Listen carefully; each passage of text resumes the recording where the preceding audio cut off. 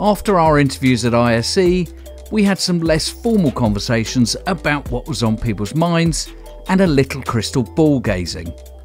In these 4 pieces, we get to hear some really interesting and insightful thoughts about where we may be going next. Hi, I'm Ala from HYPERVSN. My crystal ball is telling me that consumers are becoming more and more savvy. Omnichannel is everything, where the digital and the physical has to merge. The millennials and Generation Z are the guys that go shopping, if we speak about retail, for example, not just to buy something, they go there for experience. So the opportunities are, the more experience we bring into that industry, the more interaction, the more emotions we bring into the stores for the retailers, the more successful we will be. My name is Andrew Loadman. I have been in the industry since the early 2000s.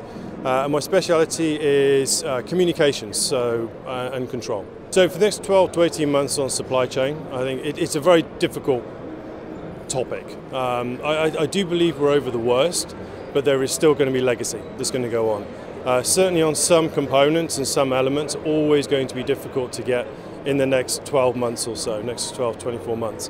But the key is to get manufacturing plants in different areas with different skill sets. So we can move between plants depending upon where supply is and what we need in any particular given time. And that's how you design products, such as what we've done. I think more emergence of video. So a VR is obviously something that's been tackled quite a bit recently. I think VR will become more mainstream and more easy to access, because at the moment it's very difficult, but VR is probably the way it's going to go. I think we're right to be optimistic. We do need that optimism. When we do come out of situations like we have at the moment, we need that forward-looking. If you don't have the forward-looking, we will just remain where we are, and we're really not going to get, as an industry, move very quickly.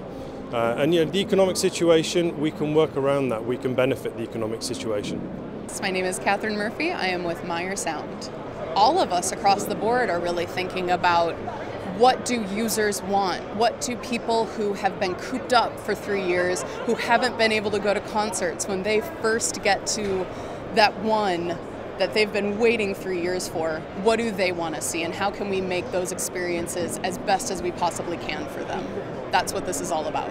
I'm Simeon Ludwell. I've been in the AV industry since forever, I think. Basically all of my working life. So my speciality, I would say, is audio. I do everything audio, from control systems right the way through to loudspeakers and amplifiers. The supply is going to be bumpy, I think. We're seeing it in the car industry, automotive industry, we're seeing it all over, that, you know, even in the shops, you go into the shop and there's things that you would just take for granted that are missing. So I think it's still going to be bumpy. I still think there's problems ahead, but we're starting to get a handle on that as we go through. So the demand is there, definitely the demand is there, and the great thing is we're starting to sort of get through some of those problems that we first saw in and around COVID. So yeah, this year I think we will see some good supply coming back. I think, you know, manufacturing is moving and shifting. The sort of transport market is picking up again. We're seeing flights back on, we're seeing containers that are able to be booked now. So I think it's going to be a good end to this year, strong year.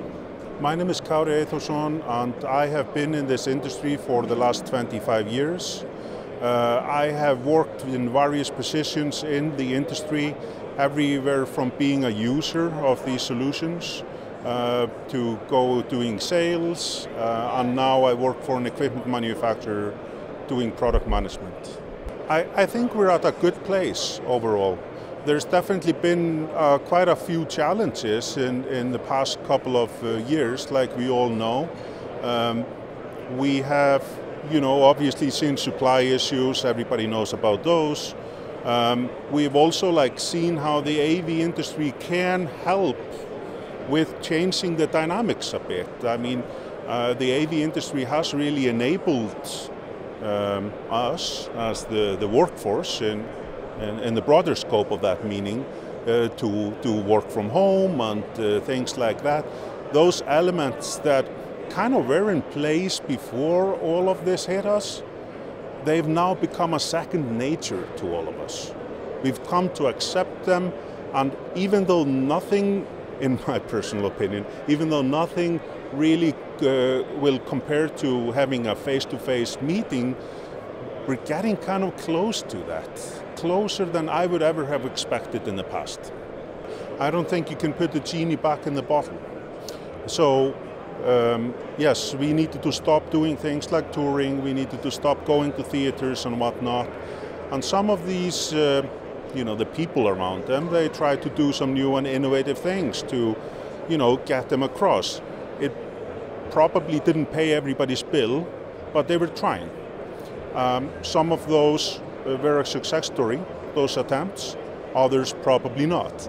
But what is a success story is our acceptance of absorbing information, absorbing messages, via these tools that we now have. Having said that, I'm definitely seeing that we all crave to get again, to have that human touch, right? Or, that human interaction. So people have gangbusters gone to, buy concert tickets. They've gone back to conferences, and now that hybrid element of an in-person conference has becoming smaller and smaller again, to the point that it's almost, for some people, at the point of let's keep it there just in case. So, but I definitely think that we've found some new muscles along the way, and I think we're going to be making use of them going forward. My name is Matt Horwood. I've been in the audiovisual industry for 24 years and really a projection specialist. I think we live in an interesting world where the macro environment is producing some challenges, but the beauty, I think, of the audiovisual industry is that you're able to work from home, learn from home, teach from home, and being in the display world, we can create immersive environments which can almost feel like you're being teleported into another environment. So if there are, the positive side of that, if there are restrictions on travel or whatever, you can still create these environments and feel like people are really together. I think the creativity is actually increased in the audiovisual industry. I think the challenges that have been presented over the last few years have meant that people have had to think outside the box. How can we bring to other environments that solutions that we had in a regular meeting room or lecture theatre or museum? How can we bring those to home using VR, AR and other forms of immerse? I think the industry is certainly becoming more inclusive. I think one of the challenges is still having a big push behind having more graduate schemes, getting people into the industry at an early stage. Audiovisual is so diverse that I think it makes it quite a challenge for people to specialise in an area.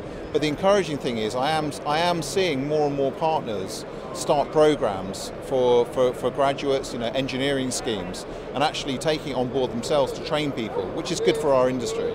A common conversation wherever you are with friends and family is around the cost of living at the moment. I have young children myself, and you want to be able to take them out, let them experience museums, theme parks, other things, and they are expensive. And I think perhaps as the industry and as some of the bodies can do something to try and help get people into these museums, educate people, get them interested in history, but also in technology. And I think that could be a challenge over the next few years. But I think everybody is keen to keep visitor numbers up, so hopefully things will be done to keep that going.